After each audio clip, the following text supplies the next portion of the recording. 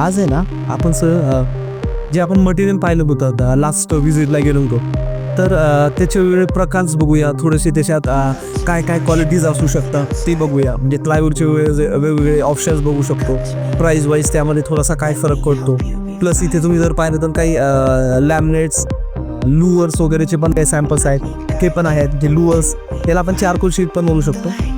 तर हे चारकोल्स आहे. याची जी साईज आहे ती विड्थला जवळपास 1 फूट आहे आणि लेंथला जर तुम्ही पाहिलं तर इथे त्यांनी दिलेलं आहे बघा 8 फूट आहे. ओके, काही याच्यामध्ये जर तुम्ही पाहिलं तर लेंथ 8 फूट प्लस 9.5 फूट. तर काही ठराविक ऑप्शन्समध्ये आहे ना तुम्हाला ही जी लुअर्स आहेत त्या लुअर्सची हाईट 9-9.5 फूटपर्यंत मिळेल, पण ते खूप कमी असतात. आणि ही ऑड साईज असल्यामुळे काय होतं, थोडंसं कॉस्टिंग वाईज पण आहे ना थोडंसं महाग जातो. 8 फुटाचे जर तुम्ही पाहिजे तर कॉस्टिंग वाईज ते म्हणजे कमी असतात. 9 किंवा 9.5 या साईजेस थोडेसे जास्त मिळते, जे एक्सपेन्सिव्ह असते. आता या ॲग्रोटाईजचे लुअर्स तुम्ही बघता बघा, तुम्ही बऱ्याचशा वेळेस डिझाईन करताना टी युनिटच्या बाजूला वगैरे आपण असं लावतो, तर हे लुअर्स म्हणायचे ना.